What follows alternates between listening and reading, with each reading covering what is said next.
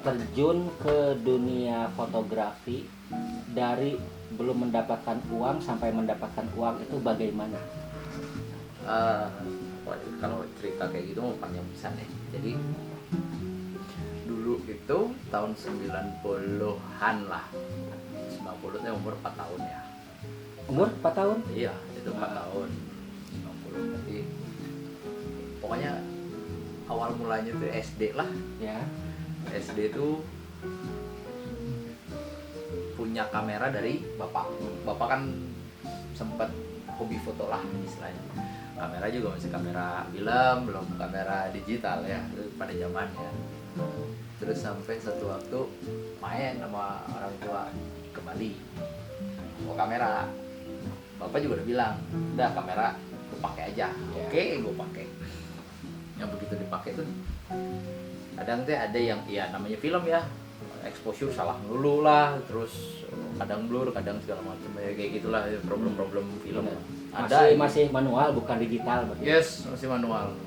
Terus pikiran, udahlah iseng-iseng pokoknya dikasih sekoper isinya kamera, dipakai aja. Ya udah kayak latihan terus sendiri ngebakar film teh dari yang nggak jadi sampai jadi tuh banyak lah kalau cerita roll mah. Sampai dulu terus istilahnya scan roll ya, bener nggak Om? Ada istilah scan roll. Nah, Scan roll.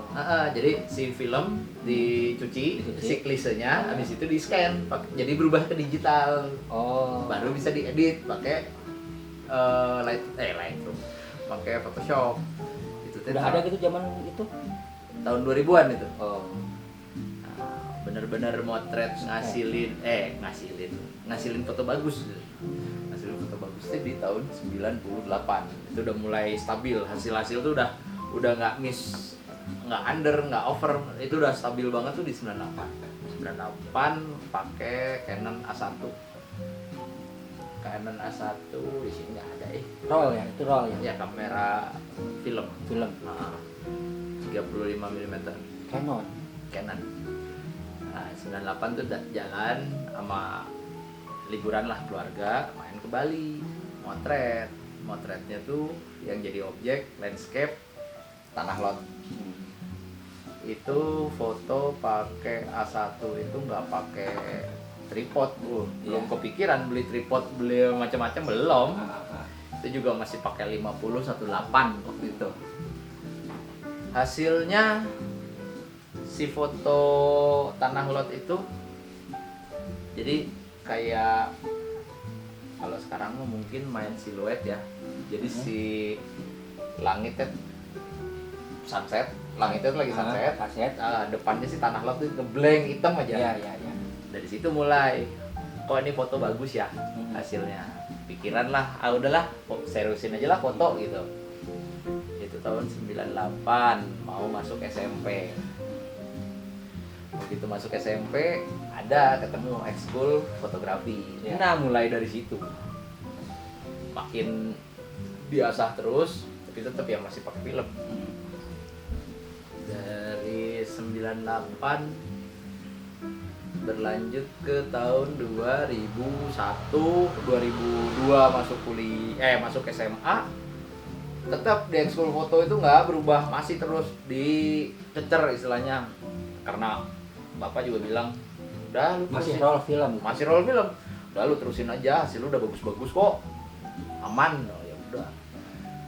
Terus dimentorin sama ya salah satu fotografer Bandung. Siapa? Krisna Satmoko. Encis. Om Encis. Nah, kebetulan Encis itu omnya teman. Jadi sering ketemu, sering ngobrol lah.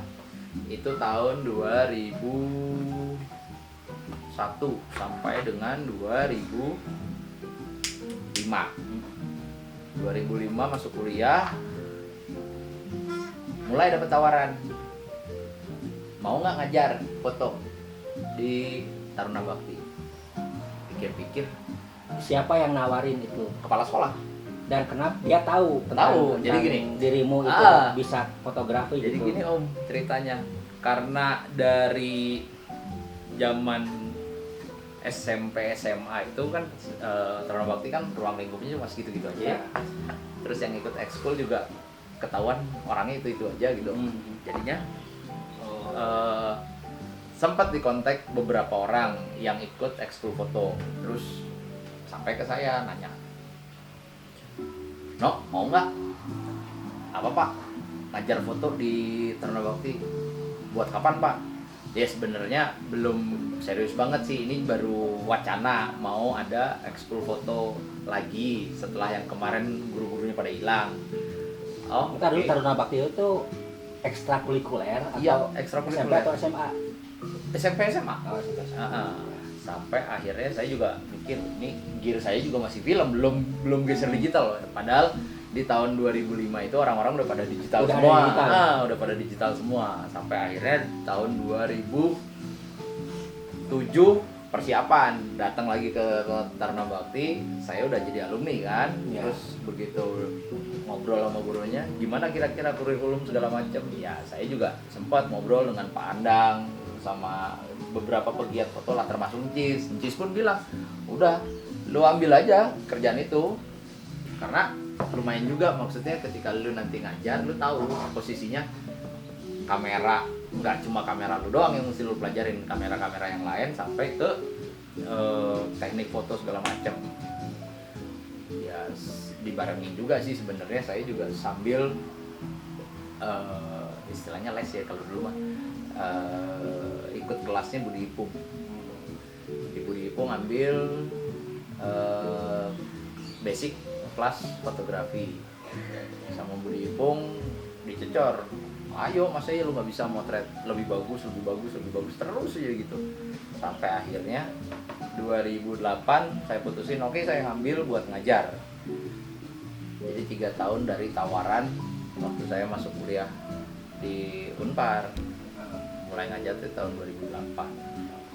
Awal mulanya saya pakai D70S, Dia 70 Nikon ya. Nikon, karena orang tua bilang, lo kalau mau motret serius rata-rata orang profesional itu pakainya Nikon. Nikon. Akhirnya pakailah D70S. Sedangkan yang lain itu udah zamannya, Dia 70 ST kecil ya layarnya ya. ya ada kan di situ kalau nggak salah D70S ya. Nah, dari D70S itu pada zamannya sih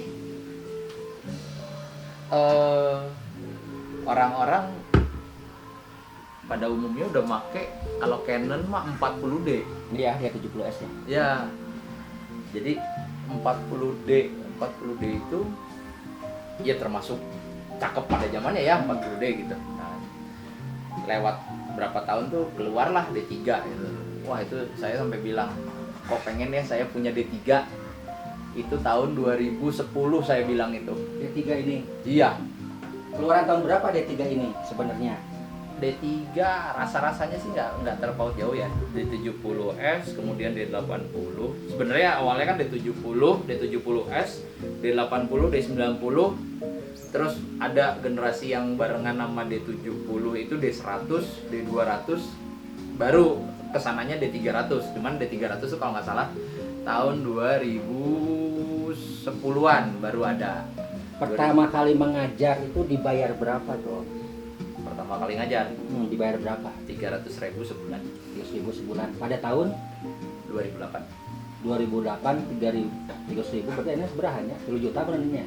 Enggak juga Om, karena waktu itu kan karena posisinya ekstrakurikuler ya, jadi sistem gajinya tuh cuma sebatas betul, betul. honorer, lah, ya.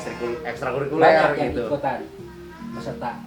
2008 jumlah pesertanya 40 orang. Wah, Gitu. berarti itu udah mulai mengajar ya. Ya, Kalau mengajar berarti benar-benar tahu teori Ya. semuanya, teori ya. dan praktek udah Untuk tahu bener basicnya kita, Basic. ya saya paham lah.